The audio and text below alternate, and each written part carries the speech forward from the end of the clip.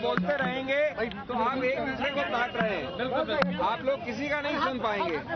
शांति शांति शांति। नहीं जाएगा सर, नहीं जाएगा।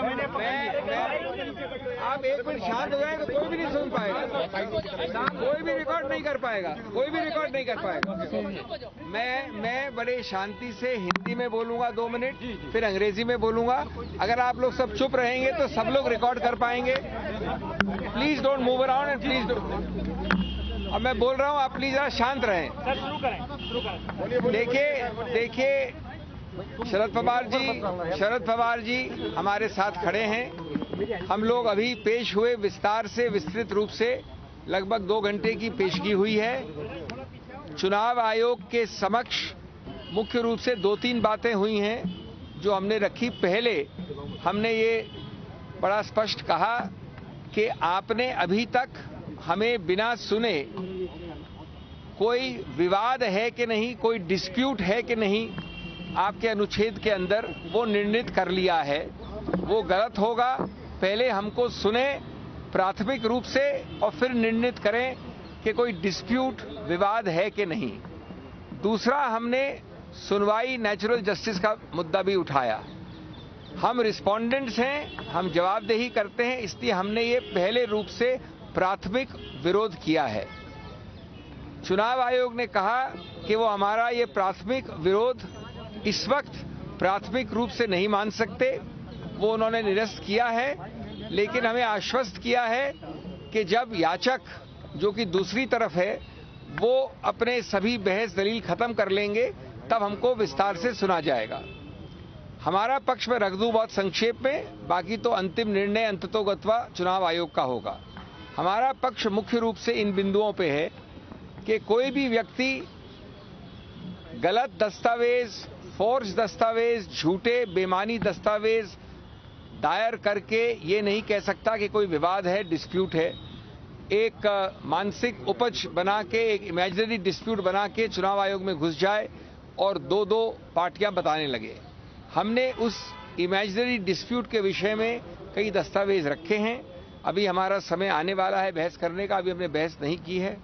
उसमें हम बताएंगे चुनाव आयोग को जो कि दस्तावेज हमने रखे हैं, अभी प्राथमिक रूप से रखे हैं, बाद में हम और विस्तार से रखेंगे कि कई ऐसे दस्तावेज हैं जहां की व्यक्ति की मृत्यु हो गई है, वो एग्जिस्ट नहीं करता है, उसको क्लेम किया है कि पार्टी का हिस्सा है।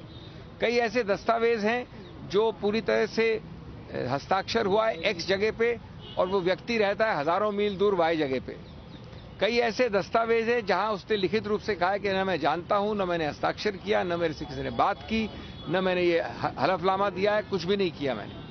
कई ऐसे दस्तावेज हैं जो बड़े स्पष्ट रूप से किसी और पार्टी का व्यक्ति है, उसको दिखा दिया अपने फैक्शन में, इत्यादि इत्यादि।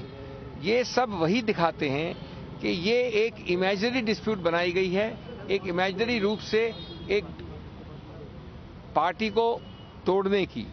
आज दूसरा, एक तो बात ये हुई, दूसरी बात बहुत महत्वपूर्ण है।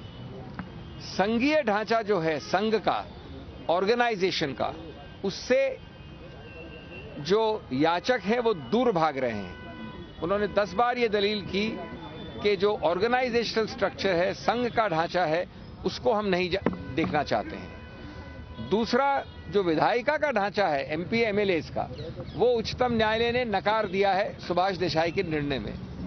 तो एक बड़ा रोचक नया टेस्ट उपज किया है दूसरे पक्ष ने, जिसका हम खंडन करेंगे, जिसको हम बताएंगे गलत क्यों है। उन्होंने एक नॉन एग्जिस्टेंट टेस्ट, एक बिल्कुल गैर कानूनी टेस्ट बनाया है कि आप सिर्फ एमपी एमएलए को काउंट कर लीजिए। यद्यपि उच्चतम न्यायालय ने कहा है कि जहां डिस्क्वालिफिकेशन की याचिकाएं लंबित हैं, वहां आप एमपी एमएलए काउंट नहीं कर सकते। उन्होंने कहा कि आप उनको काउंट करिए, और उससे भी ज्यादा एक अजीबोगरीब टेस्ट बताया है कि उन एमपी एमएलएज को कितने वोट मिले उनको गिनिए। आज तक हमने कानून में ऐसे टेस्ट नहीं सुने हैं। मैं समझता हूं कि निराधार है। मैं समझता हूं कि ये याचिकों की बौखलाहट और घबराहट का द्योतक है। हम इस सबको डील करेंगे। मैं ज्यादा विस्तार में नहीं कहना चाहता, लेकिन आज अगर एनसीपी कोई है, एनसीपी जो बनी, एनसीपी की योजना की, एनसीपी की रचना की, एनसीपी को बढ़ाया, एनसीपी का चेहरा वो मेरे साथ खड़ा है। ये अजीबोगरीब बात है कि दूसरे लोग इस प्रकार के अजीबोगरीब दलीलों पे कह रहे हैं कि न ऑर्गेनाइजेशन टेस्ट कर सकते हैं, न विधायिका का टेस्ट कर सकते हैं, और जिस आदमी ने बनाया पूरा एनसीपी उसको इग्नोर करें। I will be very brief in English. We have appeared today over 2 hours the hearing went. The first part of the hearing for about an hour was our preliminary objection, where we said that you are obliged to determine as a threshold issue whether there is a dispute or not. Your jurisdiction depends on whether there is a dispute or not. The commission heard us but said we will not decide at this stage. That application we have liberty. That rejection we can challenge in a court if we wish. We'll take that decision collectively later. The main part of the argument